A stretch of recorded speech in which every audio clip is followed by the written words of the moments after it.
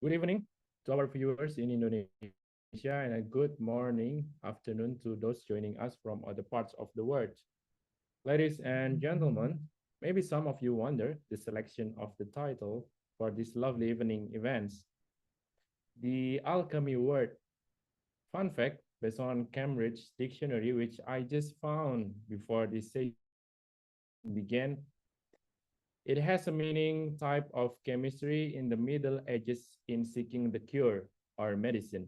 Well, I'm curious too, and I believe you impatient to hear directly from our speakers.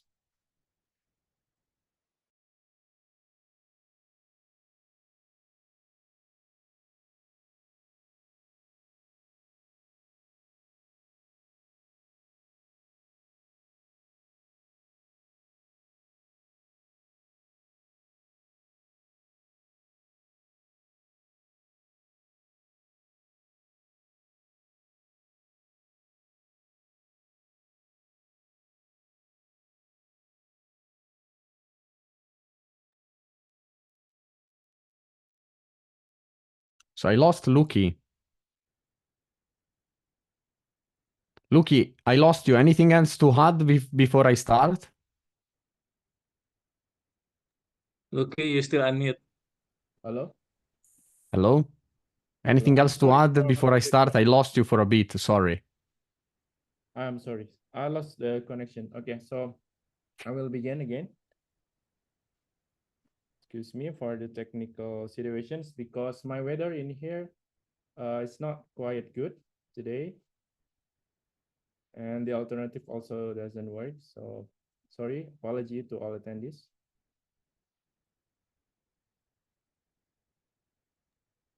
No worries. We are all in project management. We know how it is. Okay, thank you very much for the consideration. Okay. I will start again.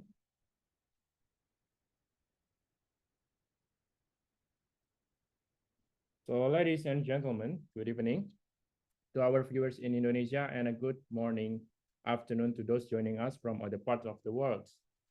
Ladies and gentlemen, maybe some of you wonder the selection of the title for this lovely evening events, the Alchemy word. In fact, based on Cambridge Dictionary, I just found before this session, it has a meaning, the type of chemistry in the Middle Ages in seeking the cure or medicine. Well, I'm curious too, and I believe you're impatient to hear directly from our speaker. And I would like to give you some information that's very interesting. According to Business Harvard Review, Sepala 2015 proved that positive work culture are more productive. There are 4 points that I would like to highlight. The first one, it's the health benefits. The positive work cultures lead to better health outcomes, reducing sick days and also enhancing recovery, improving mental acuity, and not to mention also about the psychological side. And the second one is the employee engagement. A positive work environment fosters engagement, creating a sense of value and emotional security, a place which provides a psychological safety for the employees. And the third one is the employee loyalty. While the stressful workplace increases turnover, but the positive work culture reduces it by fostering loyalty. If we can understand this, I think we know that how important a work culture that's really healthy. There is a data. The cost of replacing employee is estimated to be around 20% of their salary, which is quite high. And the fourth one, we can also improve the well-being and the productivity in the workplace. Well-being stemming from a positive work culture is preferred by employees over material benefits like self-managing team or work from home opportunities. We have also to consider that highly engaged employees also attract another potential individual more, leading to organizational success. Well, tonight event, the topic which is related with creating productive and supportive environment to boost team performance will reveal what are the key ingredients that can be implemented within our team.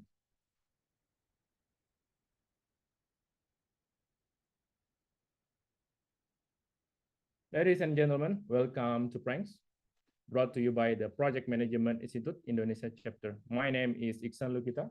You can address me as Luki. I'm a program board member of the chapter at PMI Indonesia, and I'll be your host today. On behalf of the PMI and the chapter volunteers, I would like to extend our very warm welcome to our speaker and all the attendees tonight. If this is the first time for you to join Pranks, so this is a regular event that we run twice a month, where we invite subject matter experts and also practitioners to share their knowledge, ideas, and also experiences. If you would like to speak at our event, or if you have any suggestion for a person as a speaker whom you would like us to host, please do reach out to us. We have a social media channel or website that you can reach out. And today we are so lucky to have a session to seek insights into our pranks with topic performance alchemy, crafting healthy environment for project mastery. Joining us from Berlin, Germany is Bruno Morgante. A quick introduction about him. As you can see, Bruno is an outstanding individual. Bruno is a transformational leader among project professionals. This means project manager, portfolio managers, and PMO, in which his ability to manage team to achieve project goals within time and cost constraints are proven along his journey. Bruno has delivered persistently business outcome with his professional background spanning over 18 years in major multinational enterprises, this including enhanced processes, foster successful team dynamics, and overseen concurrent management of multiple projects. While beyond his professional life, Bruno also passionately served himself as a mentor in pro bono consultation program, which helps young, brilliant individuals and people that needs support to navigate their own potential through his expertise. I'm sure you are getting more excited. Now let me please to greet our outstanding individual. Hi Bruno, it's pleasure to have you tonight. Please welcome to PMI Indonesia. How are you in Berlin? Thank you very much for the invite. Thank you for the generous introduction, Luki. I'm doing good. Yes, thank you. Perfect. We are very pleased to have you tonight. And before we continue the session, I would like to remind our attendees regarding some ground rules during the session so we can have a good quality for the sessions. Okay, for the attendees tonight, to preserve the quality of the sessions, please notice that all the attendees have to be on mute and the videos are turned off. And if you have any questions, you can submit it in the chat box. And if you have any questions and you would like to have a conversation directly with Bruno in the end of the session, please, you can tell us and we would like to give you an access. And this session will be recorded, but the e-certificate also will be distributed, and the auto submission is exclusive only for the PMI member chapter only. Okay, happy learning for the people, and with that, I sincerely hope that you enjoy the session. And now I will hand it over to our fellow. Please welcome Bruno. The stage is yours. Thank you very much. I'm going.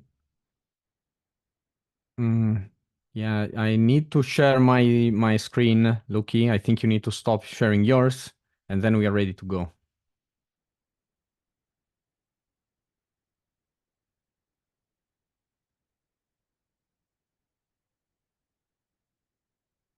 Voila.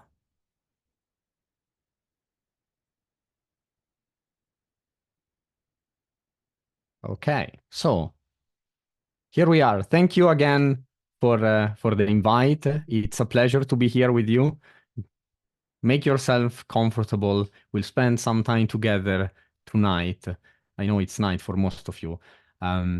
It is my pleasure to be here. And today I'm going to take you back with me in time to the years between 2017 and 2019.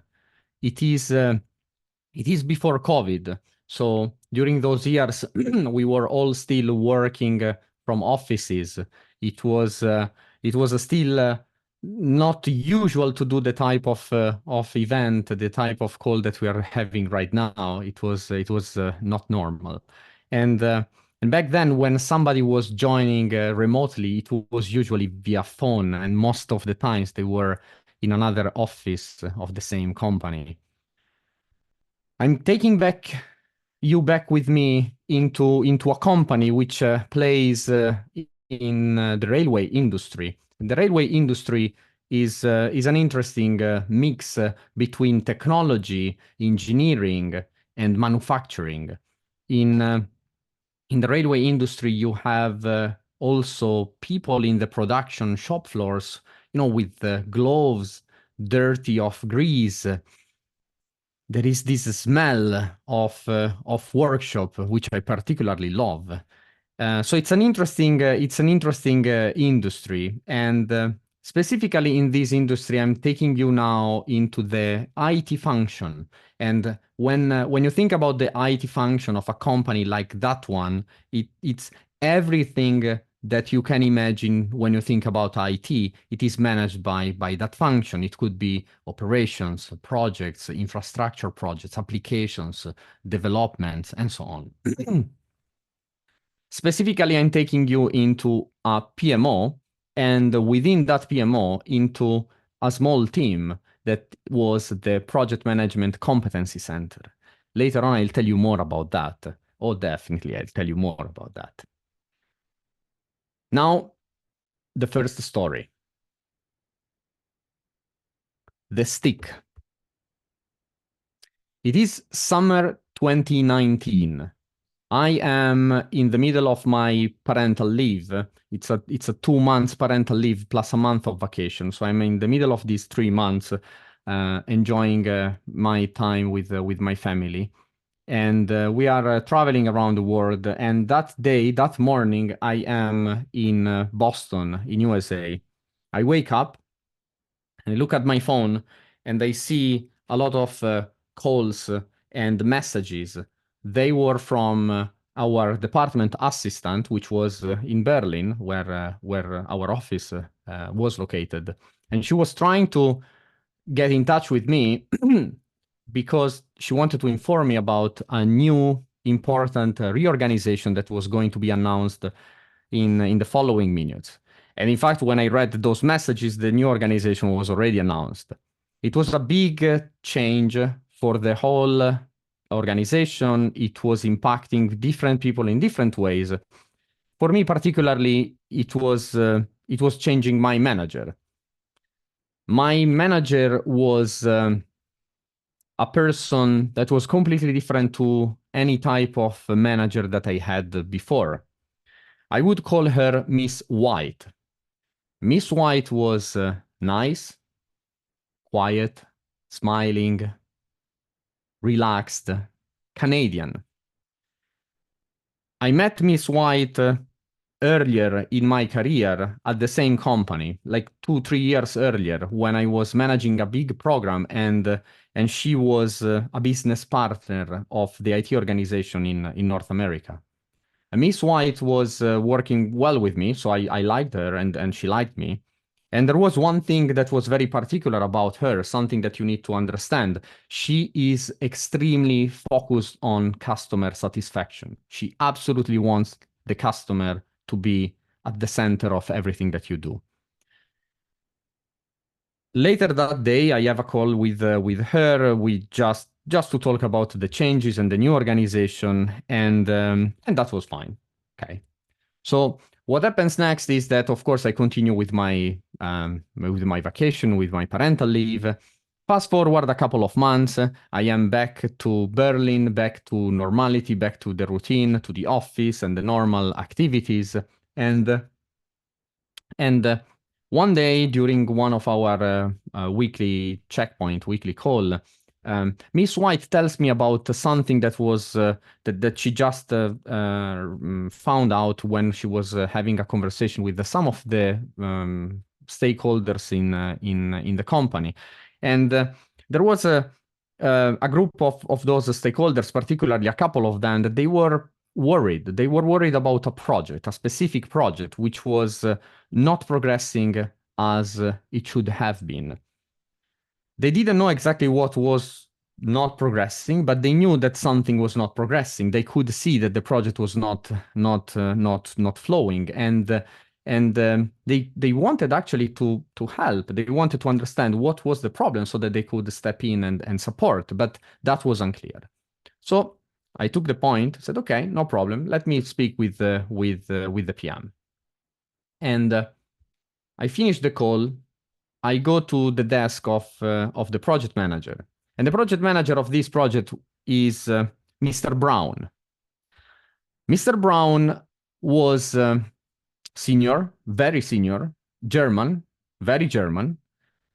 And if you would compare Miss White and Mr. Brown, they were like, if you think about Miss White as the beautiful marketing and advertisement campaign, Mr. Brown is the Excel file behind it. So I speak with him and I ask him about the project, and he goes with, yeah, well, the project is progressing. It's not. We are a bit behind. This little piece is not working well. This other is not progressing well. But don't worry, we have the possibility to bring it back on track. It's all under control.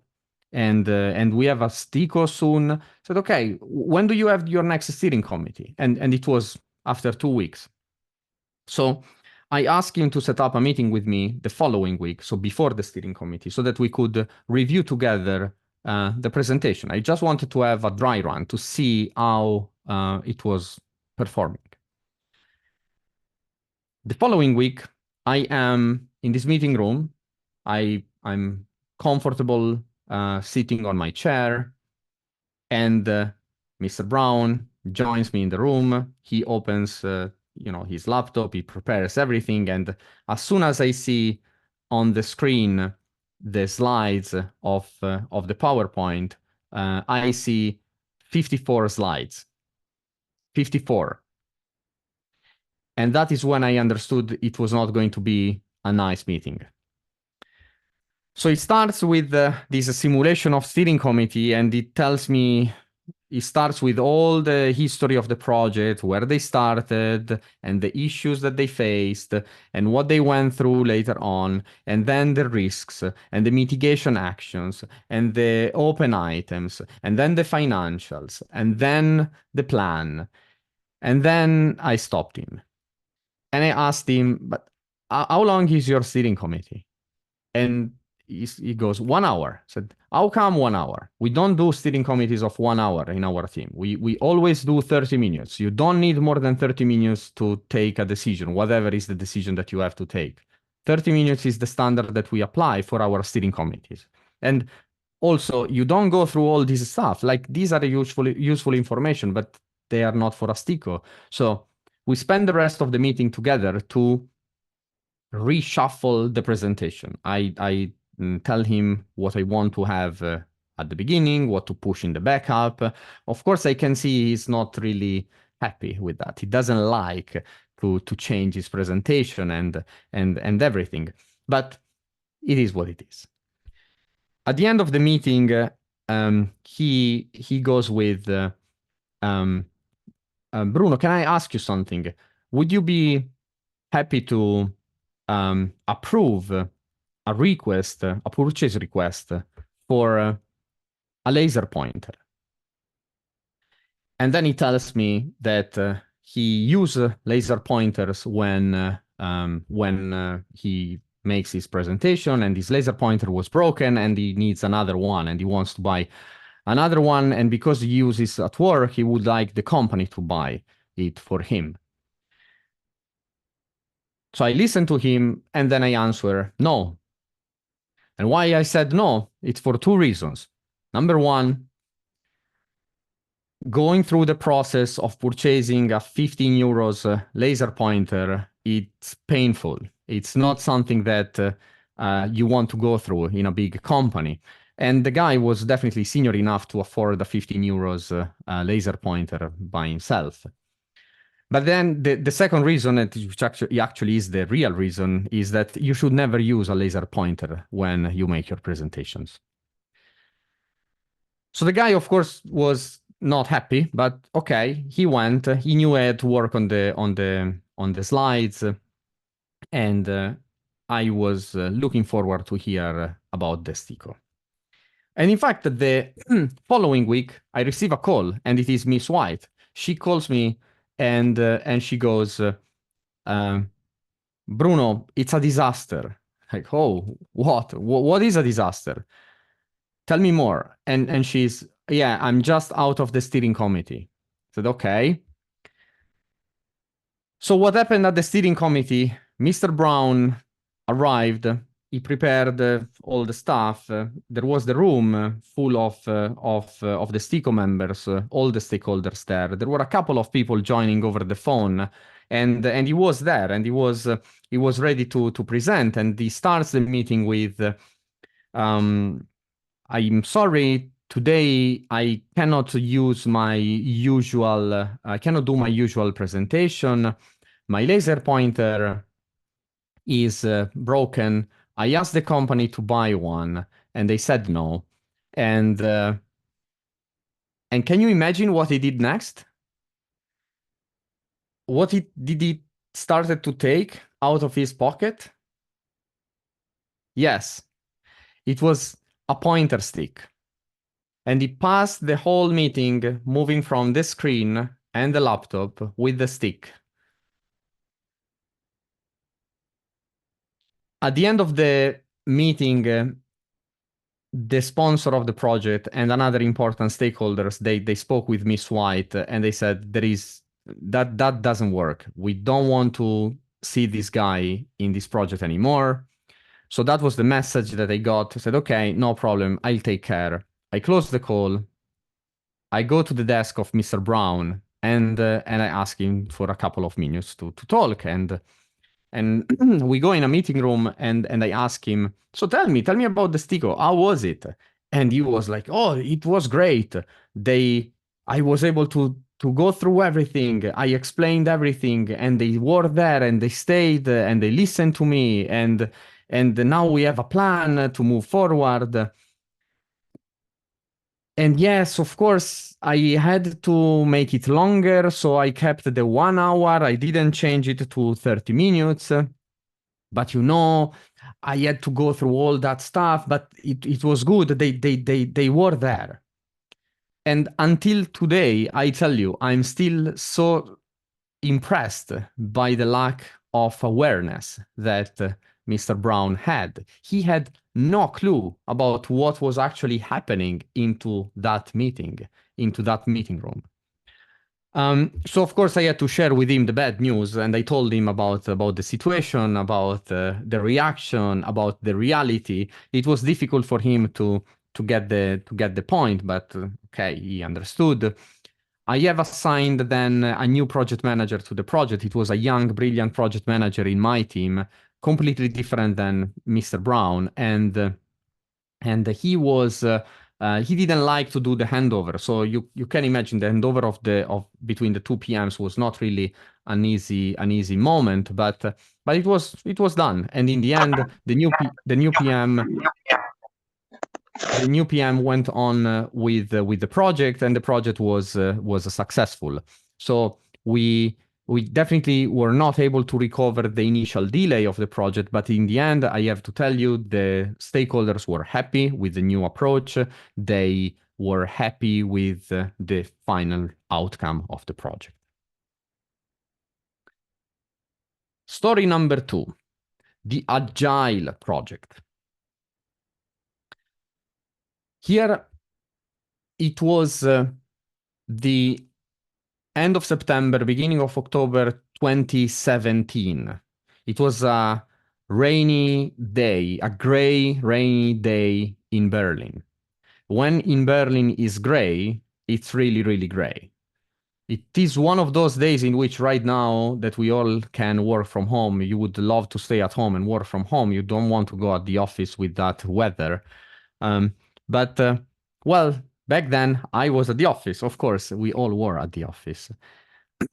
That morning, there is this IT manager in our team that is coming towards me, towards my desk, and I see him coming, approaching me, and I see he's not happy. He's not coming with good news. I can see that. So he comes to me, and I'm telling him, "Hey, Mr. Gray, what's up?" "Yeah, Bruno, I need your help. We have a project that is not working. The project team is not able to proceed. The business is not listening to us. They don't cooperate. And we have this and that." And I like, hold on a second. What project are you talking about? And what happened that morning at my desk in that gray, rainy day in Berlin? Mr. Gray put on my table a shadow project. Now, I don't know if you refer to them as shadow projects. You maybe use a different name, but what is a shadow project is a project that is actually existing. It is somewhere in the organization, but it is flying under the radar. It didn't follow the official governance. It didn't follow the official approval, but it was just existing. Say, okay. I say, Mr. Gray, let's park for a moment the fact that you bypassed all the processes and the governance. Let's park for a moment that this is a shadow project. Let's focus on the problem. How can I, to help you, in order to help you, I need to know more. So put me in contact with someone who can tell me about the project. And he creates the connection with a person who I would address as Miss Blue. Miss Blue was young, brilliant. She was an external consultant from a small company, from a small vendor, not the company that we usually use to do business with. But they were somehow selected by Mr. Gray to support and to implement this project. So I get to know Miss Blue, and I like her a lot. I like her the way she was talking, the way she was addressing all the problems. And when she sees that I am there to help her, she's vomiting everything on me. And the team doesn't work, and this doesn't work, and the business is not listening to us, and they don't test, they don't give information, they don't want to work together with us, and nobody's taking those problems and solving them, and blah blah and blah blah. And you know, you get the point. She also tells me one interesting bit. She tells me that small company, that small vendor, was managing this project using their internally defined Scrum-based methodology, and nothing that we had in our company back then. We were not using anything similar. And then the message was, yeah, well, we always work that way, so we started working like that. Nobody told us that we couldn't. But okay, I got the point.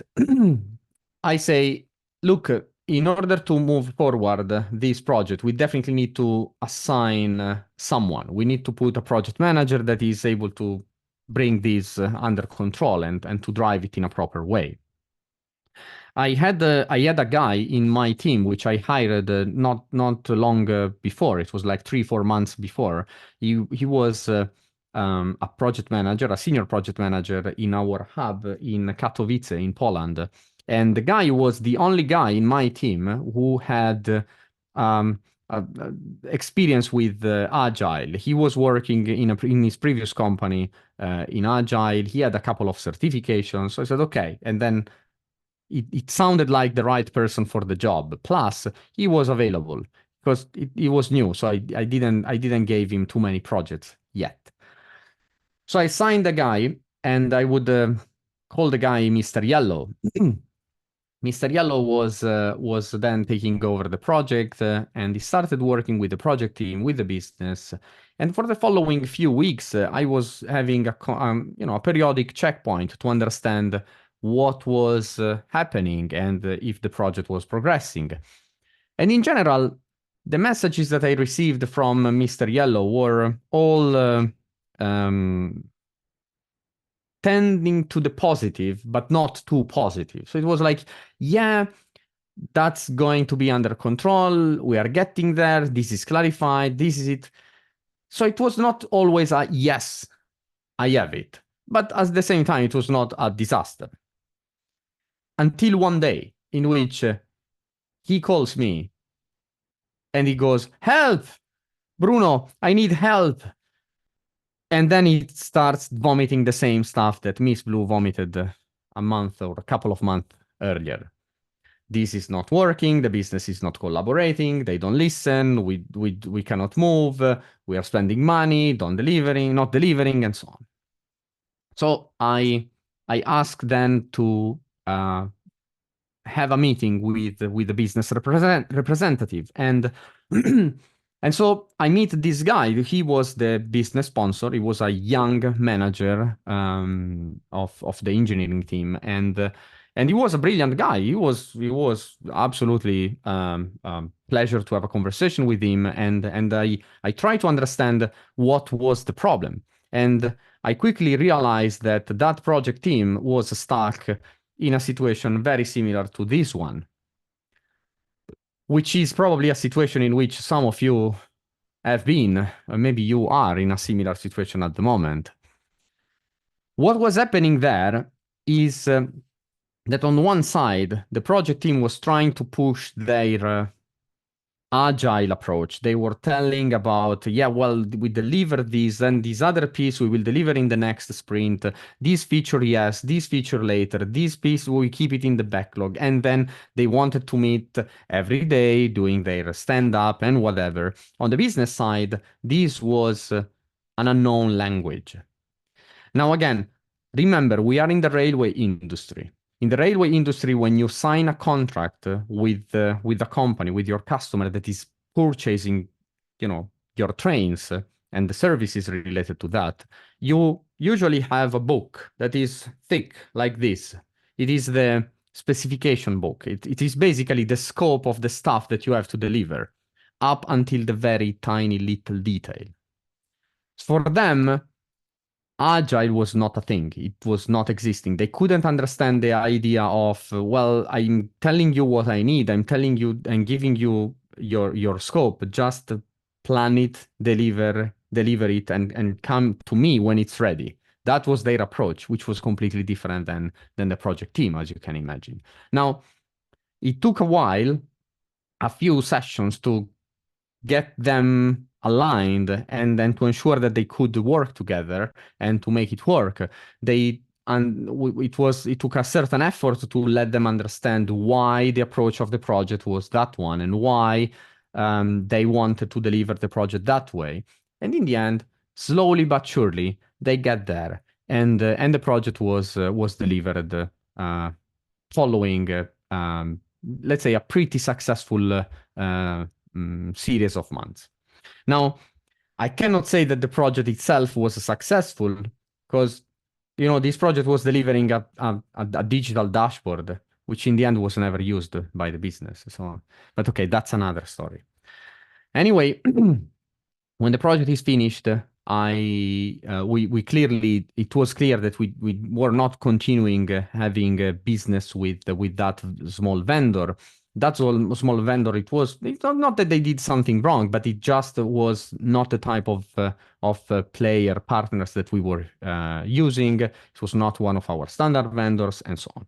So I am having a sort of farewell chat with Miss Blue, and it is her last day in our office, and that day Miss Blue told me something that it is still with me and very close to my heart.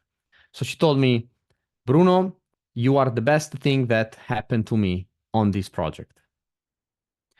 And this sentence is one of those that I saved in my notes.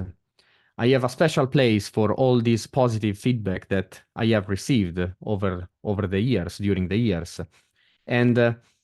And if you don't have it, if you have never done it, I strongly suggest you to start today. Create a book, take your notebook and start writing down all the positive notes and feedback that you have received in your life. And increment them, because we all go through very difficult days. There are those days in which we think that everyone is against us, the world is against us. And those are the days in which going into your book and reading those sentences is truly making a difference. So I strongly suggest you to have one. Story number 3, the dream team. Well, not this team, this team. The dream team is how I address the IS project management office of Bombardier between the years 2017 and 2020. And to tell you more about this team, I have to actually take you back with me in time a little bit longer. We have to go to year 2013, which is when I moved from Milano in Italy, my city, to Berlin, Germany, where I still live, and I moved from the previous company to Bombardier. When I joined Bombardier, I joined as a program manager, and I was part of this project management competency center, which was within PMO. That PMCC, Project Management Competency Center, that PMCC was outstanding. It is still, as of today, it is still the best group of project managers that I have ever worked with. It was filled with alpha men and alpha women, all like, I'm the best PM, my project is better than yours, my problems are more problems than yours, I'm better, I'm faster, I'm more successful. And this was something that we had, but it was creating a positive environment among us. It was everyone tried to improve and to get better, to show to the others that we were better. In all of us, we were together in the same team. We were, even if we were located in different places, we were living and breathing project management every day. We were learning and improving every day together. We were calling ourselves delivery machines. We were just delivering. Whatever was coming down the tube, we had to make it happen. Our motto was deliver or die. And I know it's a bit strong, but this is the motto that we had in that Project Management Competency Center. So now let me tell you more about the PMO. As I said, the PMCC was a piece, but we had 4 teams, or let's say 4 silos, I would say, because we really didn't love each other. We were working together, but not really loving each other. We had project planning and controlling, we had methodology and governance, project portfolio management, and of course, the project management team. We thought that planners and controllers were number crunchers. Planner and controllers thought that project managers were a bunch of arrogant assholes, and they were not very far from reality. The methodology and governance, they were good guys. We liked them.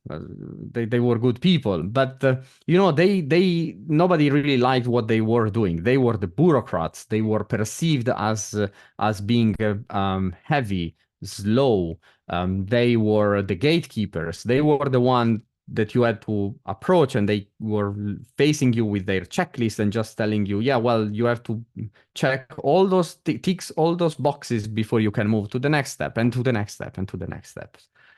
And for the portfolio management, we never really understood what they were doing. The impression was that they were just making fancy, nice presentations for the top management. Now, with all that said, that PMO was successful. It was doing very well. It was supporting the organization, and it was delivering what the organization wanted, which was governance and control, and deliver whatever project was coming to the Project Management Competency Center. It was heavy. It was a big team. It was the type of PMO with heavy processes, a lot of documentation, and a lot to go through.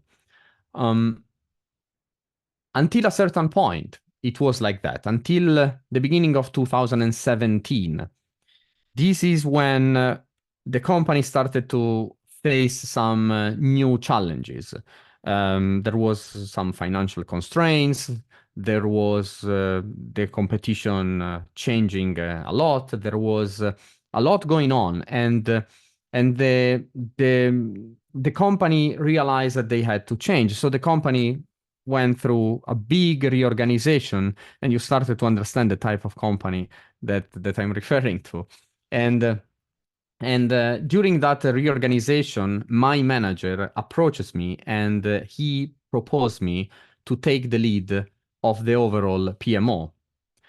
It was a big opportunity for me. It was not just a promotion. It was not just one step. It was 2. It was moving from a member of the PMCC into take the lead of the whole PMO.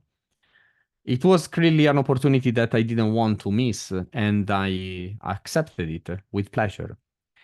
And that is when I found myself in a situation which might be familiar to to some of you. It is when you move from being responsible for the job into being responsible for the people who are responsible for the job.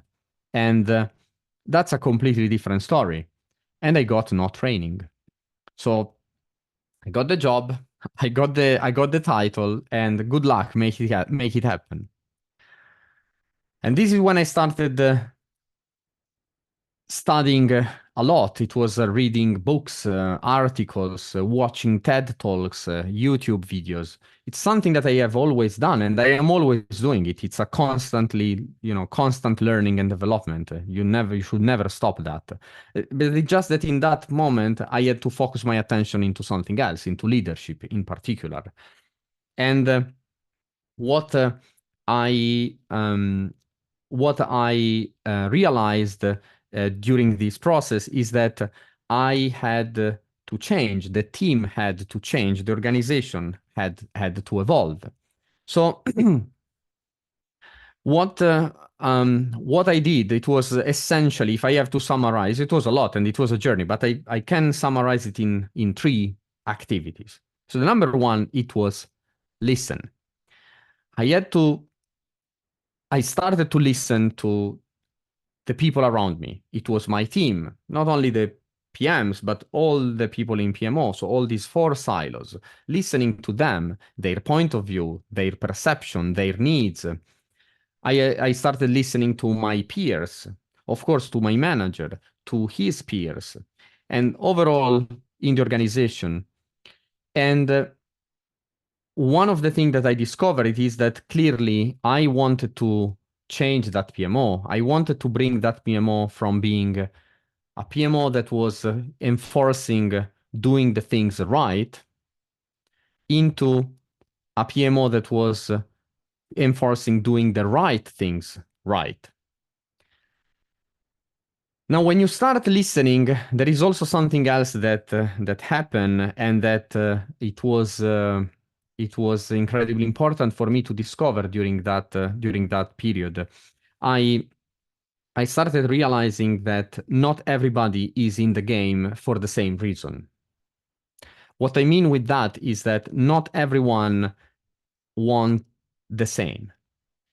You might have a person that is in a company and they want to demonstrate how good they are. They want, then, they aim for the promotion and more money and the next promotion. And this is what they aim. You have others that they want more power. You have others that they just want a new title, a new name. You have others that they are happy with what they have. They don't want anything more. They are just happy with what they have. And you also have others that they are in doing the job just because it pays the rent, and they don't care, and they just want to close the laptop at 5 p.m. every day and go home and spend as much time as they can with their family. All of that is good. It's absolutely good. It's important to understand that not everyone is in the game for the same reason, because you cannot approach everyone in the same way. You need to understand who is looking for what, so that you can use that in the best way in your interactions with them. So that was about the listening, about what we had to change, and the people around me. Now, the second thing that I started doing, it is something that I would have loved to have when I was early in my career.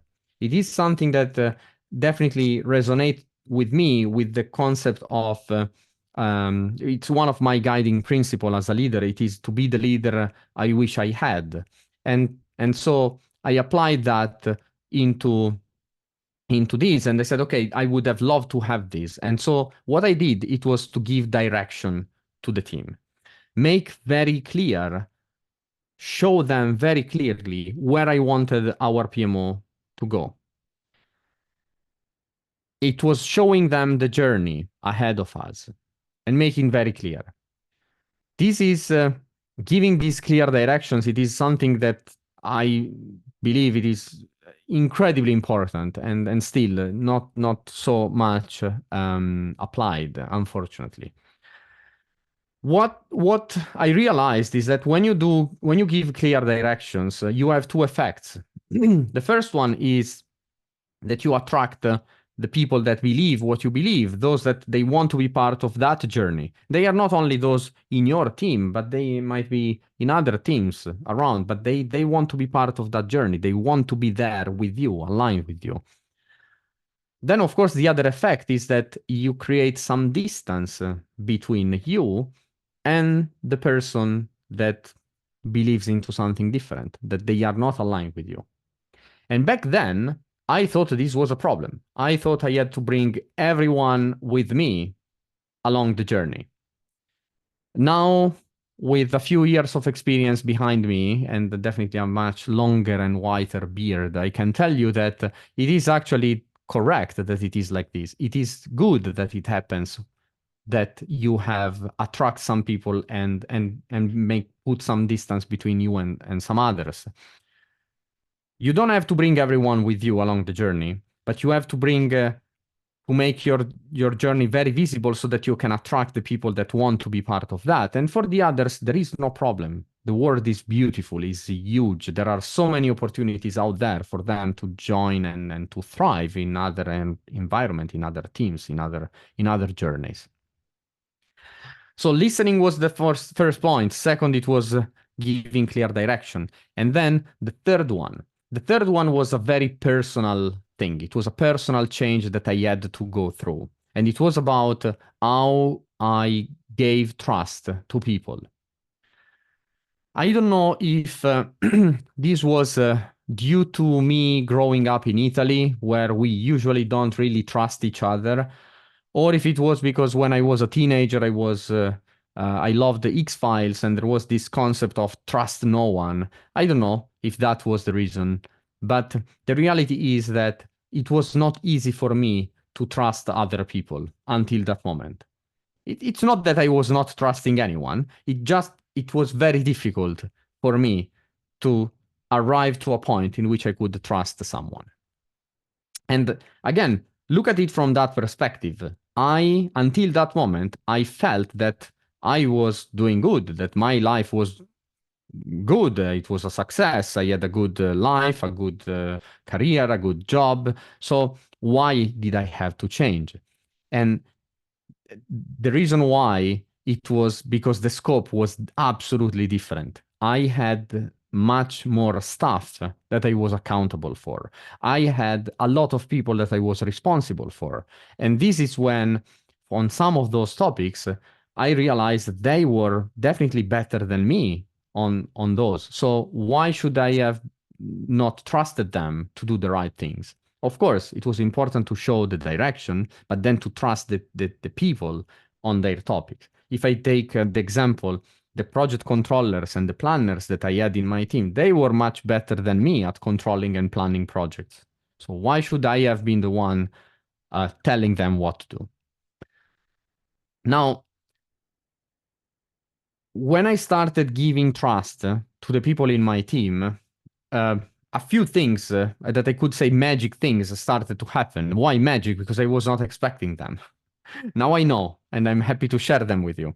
So the first thing that happened was when you trust people in your team to drive something along the journey that you have designed, when those people will find difficulties, issues, obstacles, they will not give up because it's their baby. It is their thing that they are driving and they want to make it successful. So there is much more interest in bringing it to completion because you entrust them to do that. But the second thing that happened, it was even more magic, I would say. When you give trust to someone, you automatically get trust in return. And I didn't know that. And the beauty of it is that it didn't start to happen only between me and the people in my team, but it started organically to happen also between them, among them. So they started to trust each other. And in this it is when we started building this movement which generated, and it was a sort of collective challenging the status quo exercise where we were trying things, making mistakes, learning from the mistakes, trying something else. And in all of that, we were all together. It was not blaming each other, it was doing it together. It was beautiful.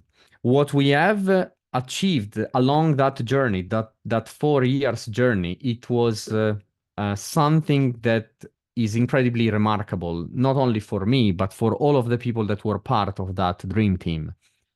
Until today, we still refer to that 4 years and to that people and to that team as the dream team.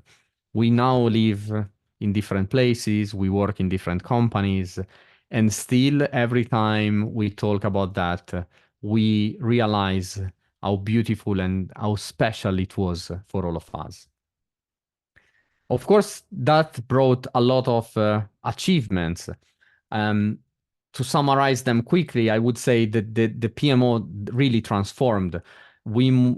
I think we drastically simplified our processes. We got rid of the gatekeepers, not the people were still there, but the concept of gatekeepers. We empowered project managers to do the right things in the right way and to drive their project end to end. We reduced by more than 50% the documentation that we had, templates and stuff, just getting rid of all the stuff that was useless and that was not beneficial for anyone. For a period of time, I mean, our project success rate really increased a lot. And for a period of time, for a 6 months period, we also reached 92%, which was outstanding. But in general, it was something that the organization realized, that they perceived all those changes and the improvements that we brought as a new PMO.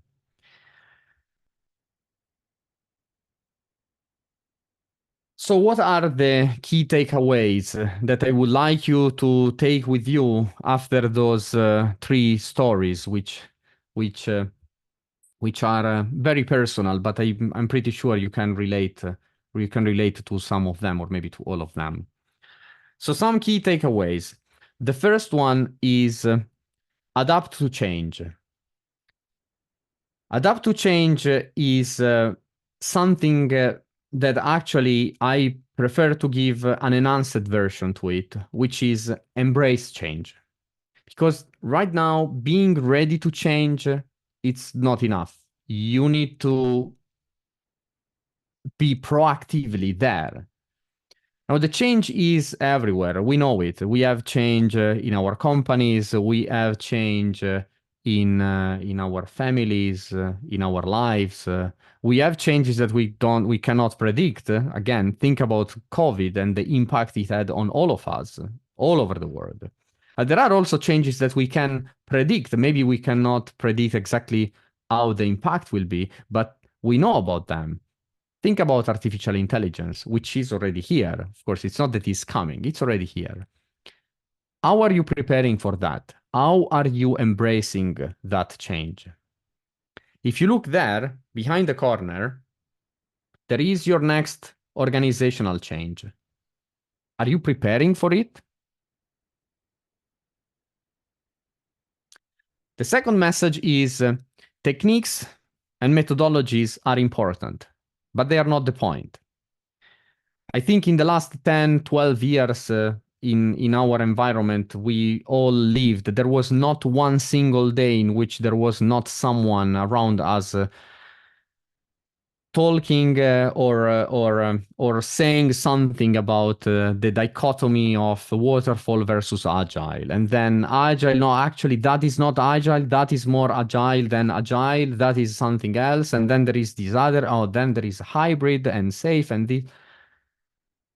Then, of course, you have methodologies in your companies that might be something that is, derived from them. Now, don't get me wrong, these things are important. These are tools, they are important, but they are not the point. The point is what you committed to your customer. This is what you have to deliver.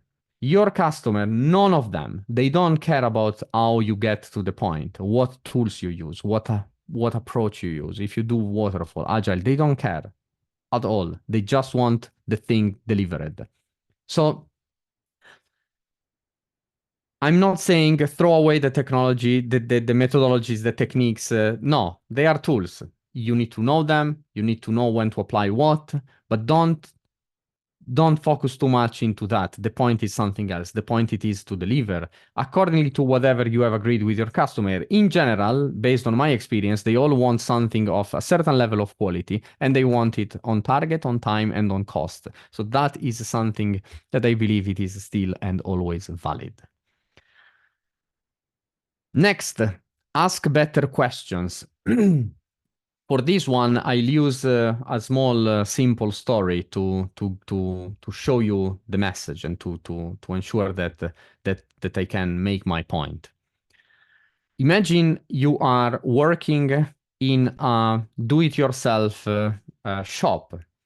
And one day there is this woman, she's in her 40s, and she comes and she approaches you and she's asking for a new drill. You start asking your questions like how much money are you willing to spend? Do you have a preferred brand, preferred color? Do you want one with battery or with a cable? What do you use it for? Is it for walls? Is it for wood? Is it for what? So you try to understand the need of this customer. And of course, you realize that what this woman needs, it is to make a hole in a wall. Now here you have a few options. You could give her or propose to her the right tool for the need, the right drill. You could propose her the drill that your boss told her to sell because it is the one where you make more margin on. Or you could also potentially say that in your company, just 2 months earlier, you started a new service, which gives the opportunity to people to hire someone which is coming home, making the holes where you want, and then they clean up everything, and you don't have to. They also hang up the stuff on the wall, whatever you want. You of course it's a little bit more expensive, but you don't have to invest into a drill or something that you might use only once in your lifetime. You don't have to learn how to use it, get dirty, and so on. So maybe that might be the good solution for her. But there is more, because you see, if you would ask in this case, not about the drill, which is the specific thing that she came and asked for, but if you would ask what exactly is the need, and then maybe you would realize that what actually this woman wanted to do, it was just to hang on the wall the pictures and the drawings made by her kids at school and at the kindergarten. And then for that, you don't need a drill. You just need these, tapes that you use for that. So you would have understood the real need and brought this woman to the right place in your shop and sold her these cheap things to make her happy. So of course, this is an oversimplified case, but it is to show you the importance of asking the right questions. And there is a beautiful quote from Daniel Pink that I want to share with you, which is, being able to ask the right questions is more valuable than producing the right answers. Read it again. Next, engage your stakeholders. It is not managing your stakeholders. It is more. It's further. It is engaging them. It is to proactively getting to know them, who they are, what do they believe in, what do they want, what do they need. Frequently, what they want is not what they need, and sometimes they don't even know. So getting to that level of knowledge is incredibly important for you, for the success of your team, of your projects. You don't want to find yourself in the stuck situation like that agile project team where they were trying to have a conversation speaking two completely different languages. How do you engage your stakeholders? Well, asking better questions is definitely a good way. The other one that I would suggest to follow, it is to listen. Listen to understand, not to respond. Listen is the only word in this presentation which is in bold with a bigger font, character font, and with the exclamation mark. And the reason is that listen is important. It is very important. There is something that happened to me with that. It's an anecdote that I'm happy to share with you. Last year, I was on stage at a conference. I was presenting. I was giving a keynote in front of roughly 400 people, and I had this slide in my deck. It was not the same deck, but this slide was there. And at the end of the conference, the organizer, they were sharing with me the feedback, which was very positive, and I'm very happy about that. And there were also the comments from some of the attendees, and one of the comments was it sounded like, yeah, okay, we got it. We need to speak more with our customers.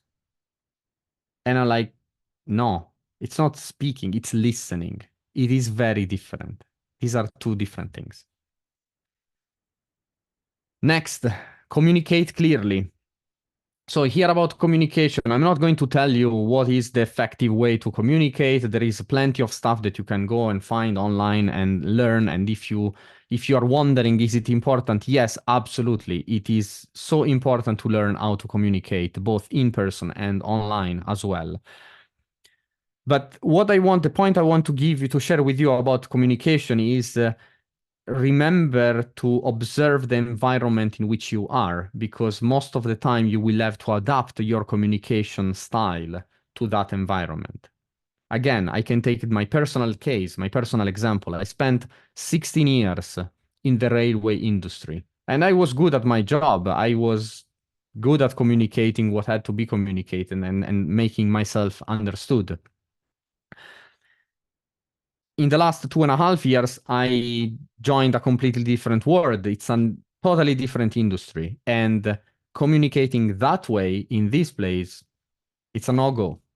I cannot, and it doesn't work. So I had to relearn how to communicate in this environment.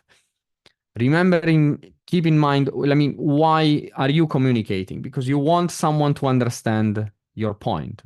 And that is the key. So be ready to adapt also your communication style. Learn the techniques and use them in the right way for the right environment.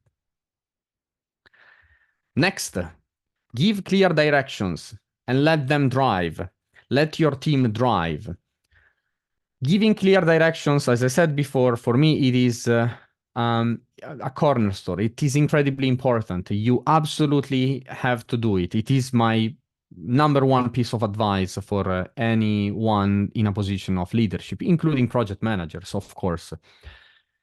I think if we would consolidate the employees' engagement surveys of the last 20 years across all companies all over the world, if we would be able to collect all the results, put them all together, and we would find that among the 3 top reasons why employees are not engaged, we would find something, a variation of, I don't know where my company is going, I don't know where my team is going, I don't know how the job that I'm doing is contributing to the objectives of the team or of the company.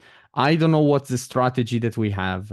And all of that, it is something that you can fix by giving clear directions to the people around you. Next, trust your people and support them. As I said, once you have given the direction and they know where to go, where do you want the organization to go, the team to go, your project to go, why are you doing this project? What's the purpose? Ensure that the team is aware of it, they are engaged with it, and then trust them. Push them into moving, into driving things along this journey. You are there to support. They will make mistakes. It is normal. We all make mistakes, and you are there. Let them feel that you are there, that you are backing them up, that you are there to support them. All of those that I shared today is not easy. None of that is easy. You cannot just take these bullet points, you go and starting tomorrow, you apply them, and in a couple of months, you are done. No, all of that requires effort. It requires a lot of passion, a lot of care. But this is what I was using, what I am still using. These are my guiding principle. And thanks to them, I was able to build teams, proper teams, group of people that trust each other. I was able to build, set up environments very healthy that were fueling performance, and they were just making us being better and more successful and doing better than before and living in a better situation among each other. So this is what I have applied. This is what I am applying. It is, as I said, the series of my guiding principles, and I'm very happy that I was given the opportunity to share them with you today at this PMI Indonesia chapter event. Thank you very much. Thank you. Thank you very much, Bruno. What a pleasant presentation from you. You know, it was a compelling story from you. And I believe that all of us could take another, you know, a lessons learned besides just you mentioned, because it rich with lessons. The first one I would like to summarize. It is about listening. It is different listening and speaking. And the second one is communicate clearly. Third one, give clear direction to your team. Let your team drive. And the last one is trust your people. Okay, so I believe there is a question in here from our audience, and we hope you can give them some insight to these questions. And the first question come from Rais Yuli, our fellow member. It is about creating a healthy environment in stressful situations. Do you have any advice or insight about this? I think it's clearly it is a valid question. You know, when there is no stress, when it's easy, it's easy. When everything goes well, it is easy for everyone. I think it's important. What is important? It is to establish some common ground, some rules that needs to be clear to the team, and you will always, even when you are under stress, you will always be able to go back to your rules, to your guiding principles. There are things that we do not accept in this team. There are things that we do. There is a beautiful way, you might know it. It's from Seth Godin. It's people like us do things like this. This needs to be very clear to your team, and do it before the situation is stressful. Make it clear. They need to know what are the behaviors that you do and the behaviors that you don't do. You will always be able, even when there is a stress, you will always be able to get back to them. Even when there is a stress, if one of the rule that you have, one of the behavior that you have is not to cut, not to take shortcuts, not to bypass processes because you want to do things in a certain way, well, even when it will be stressful, you will not do it. You will just follow the proper way. And that is a good way to ensure that the team is able to progress and to continue working even when it is extremely stressful. Thank you. I hope that answered the questions of our friends. And there is another comment from Jonathan Keane. So he comments about the first story.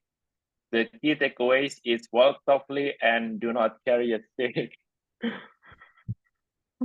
Yes, you don't Okay. want to use the stick. Now, if you want me to comment on that, the reason is when you do a presentation, when you are on stage and you have your presentation, you don't want to like if you use a laser pointer or the stick, what you do is something like this. And you don't want to do it. You need to face your audience and they will just look at the presentation. I mean, worst case, you can just say, like, well, as you can see at the top, there is this or that. Now, of course, you have seen in my style, I don't pull too many information on the slides. That's another thing that I strongly suggest. And I know in the corporate world it's very different, very difficult to do it. Where I am, the slides are completely different. I'm not allowed to do slides like that. But that's the reason why the stick and the laser pointer are actually not to be used. All right, so there is a meaning in there. And another question from our fellow, Muhammad Fajar Firmansyah. Thank you for the questions. Since currently you handle global PMO team in your organization, how do you know when you have to do micromanagement towards your team members and when you don't do it? Thank you. I never micromanage them. Like, so if the question is when do you know when to do it, when not to do it, my answer is never do it, because there is nothing good into micromanaging people. Now, there might be a moment in time in which you need to spend a lot of time and effort into bringing the people into the expected level. This happens, for example, if you get promoted. Let's say if you look at my situation, when I got promoted the first time as a manager, as a PMO lead from being a program manager, someone could have said, oh yeah, Bruno is the best program manager and that's why we promoted him. That was not true. There were other program managers in that team that they were definitely better than me at managing programs and projects. So sometimes what happens is that you get promoted and you are the best in your field, or you feel you are the best in your field, and what you do it is that you try to the approach is I know best, I know better, I am better than you, so I'm telling you what to do.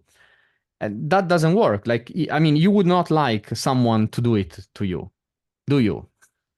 So the approach needs to be different. It needs to be, you sit with the person. If you see that the person might not be at the expected level, make the level clear. Show them what is that you are expecting from a quality standpoint, for example.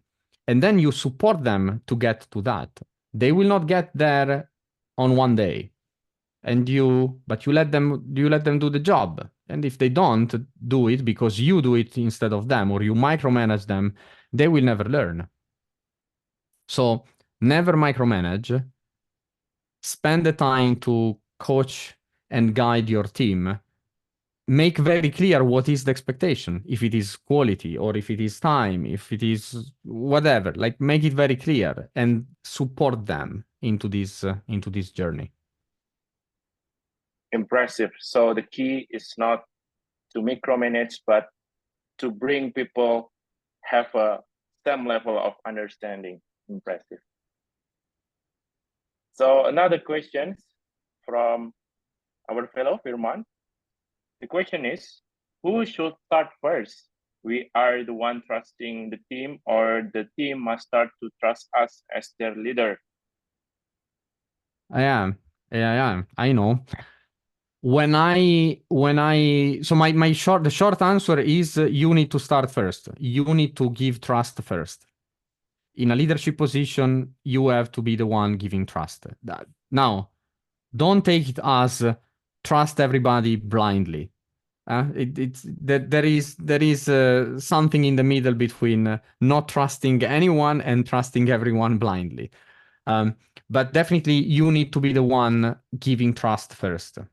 And when you will do it, sometimes you will get hurt. I got hurt. I gave trust to people and they screwed up big times sometimes. but that's normal. It happens. You need to know that that is a natural consequence of doing that.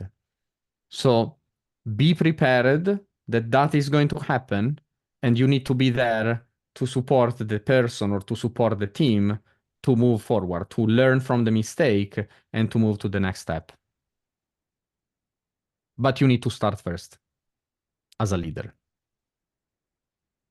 Yeah, as a leader to start first. Hope that answered the questions. And the next questions, thank you, for Ratis Karwangi. So our fellow here is struggling with her self-security in work environments because his insecurity sometimes she's not trust her peers or colleagues, or maybe can trust herself anyway. So if you have any suggestion to these situations or maybe insight about this. Let me read the question better. So it is the one from Rati, right? Yeah, it's correct. When I feel confident with myself. Oh, yes. So, well, if you don't feel confident with yourself, and that's a common thing, like there are a lot of people that don't feel confident with themselves. What I usually suggest, and this is something that some of my mentees share with me when we start our mentoring journey. What I share to them is what I ask them is to try to look about what are the the places, what are the situation in which they actually feel confident. Because it rarely is that someone always feel not self-confident in every aspect of their lives. There might be something somewhere where you feel confident. And then try to understand what is that in that specific situation makes you feel confident. And then from that moment, you can try to understand what is that you have to learn and build to get to that point. Let me give you an example. There is a person who is was having this conversation with me, and it was about lacking confidence at work. I asked this person the question, so when do you actually feel confident? In which situation? And after thinking about it, the person gave me a very concrete example. There is a moment in time in which she is the queen of the room. She is so confident that she is the one. And she explained me what was that moment. Said, okay. And then I tried from that to understand what it was. And she realized that what was making her confident, it was the knowledge that she had about the topic. So I said, okay, good. So it looks like knowledge is the thing for you. So if you actually learn more about the topic, potentially you will become more confident. And that is definitely one of the approach. There are more, so I might not be the best person to tell you how to do that, but this is one of the approach that I usually use, and it works. Thank you, Bruno. So master the domain of area knowledge, it will improve also our confidence. Thank you. Very lovely. And the next question from our fellow, Pari Kesit Abdinegara. Thank you for the questions. How you navigate the multicultural workspace and help the team become more optimal, knowing that your commands might hurt their feeling in some way unthinkable. You need to slowly discover it. You need to understand that people are different, and that depends. It's not only the national differences and the cultural differences, religious differences, identity differences. It's and it is something that over the past probably 5-10 years definitely gained much more attention, and I think it's very important. What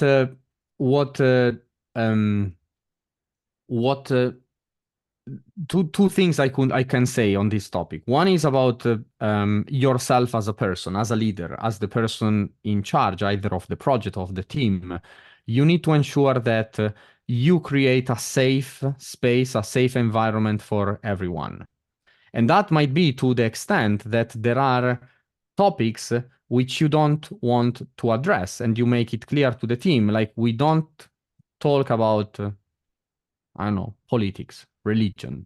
You don't want to. You don't want to enter into that conversation because sometimes those are like you will never you might never get an agreement, and you just can generate problems. Now that is what you can do as a leader. It is to understand what do you want to do, what is that you want to avoid, and make it very clear, and ensure that this is clear to the team. Now for the team, some people will find it difficult to adapt and to follow that direction, and this is where you need to be strong. If the direction is we don't make sexist comment, and then you have a person in the team that is always addressing women in a bad way, well, then you need to ensure that you have a one-on-one conversation with this person, and you make it very clear this is not something that we accept. It is not something that we do into this team. Again, go back to the concept of people like us do things like this. If you are part of this team, this is what how we behave. These are the things that we can do, that we want to do, and this is what we don't. And if it happens, let me add this. Nevertheless, it might happen. It might happen that even if you don't have any negative intention, you might hurt someone. When you get it, when you understand it, apologize and make it clear. Just saying, I'm sorry. I didn't know this was a thing, or I didn't know I made a mistake. Don't be afraid to apologize. The other person will take it well. They will understand.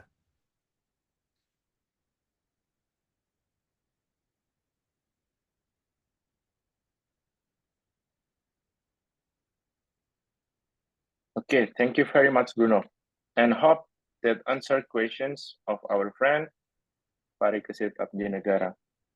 And given the situations and the limit of our duration, I think we are already reached to the end of the sessions.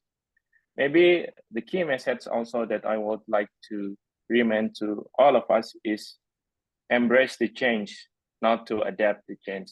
It is similar, but has a subtle meaning and deeper root of the impact in our organization. Again, thank you very much, Bruno Morgante, for your session and delightful presentations. And if you have any interest to communicate with our chapters, maybe do you open to the question? Do you open any other questions in the following question? I mean, after the sessions, like for the participants, so they can reach you. Yeah, maybe absolutely. Through the social media. Absolutely. Feel free to reach out to me. At the moment, I think the best way to connect with me is via LinkedIn. You find me, Bruno Morgante, and I think you also tagged me in your post, so you will find me easily. Soon there will be also my website online, brunomorgante.com, but it's not yet there. It's just a matter of days. But yes, absolutely. Feel free to reach out. I will be happy to help you and to answer your questions, if any. Thanks again, Bruno. So all the attendees, if you have any following or further questions, please you can reach to Bruno LinkedIn. Okay, so Mas Rais, kayaknya tadi ada pengumuman yang mau diumumin dulu ya di akhir ya untuk teman-teman. Oh ya, Ya. ya sebenarnya di awal sih. Jadi silakan kalau dari rekan-rekan di sini yang ingin mengetahui tentang project management atau khususnya di komunitas Project Management Institute, bisa kita adakan event corporate outreach dari PMI Indonesia chapter. Oke, mungkin itu.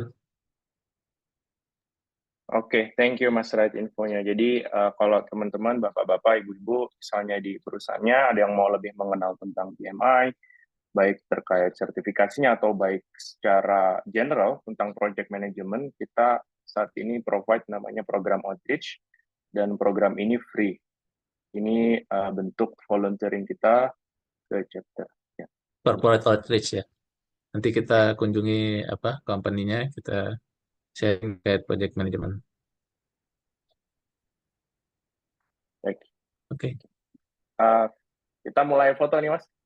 Okay, I think come to the session photo, Bruno. Everyone can open the camera.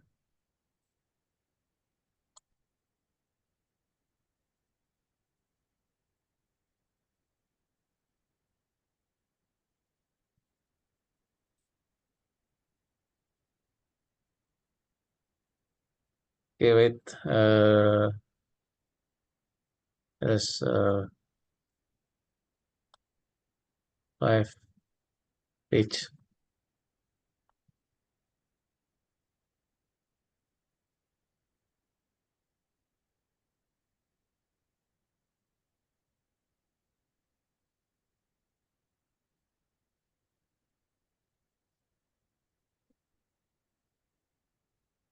Okay, one more.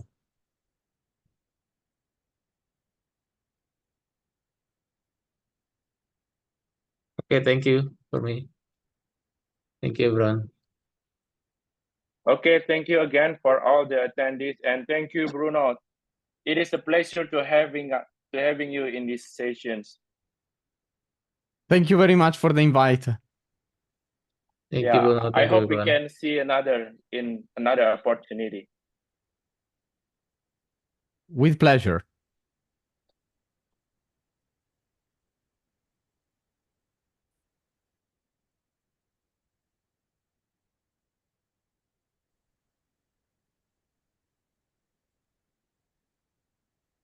Okay, thank you, everyone. So, Thank you, Bruno. is it still winter in Germany, Bruno? Oh yes, it is the core part of winter, I would say. I will stop the It's too recording. cold.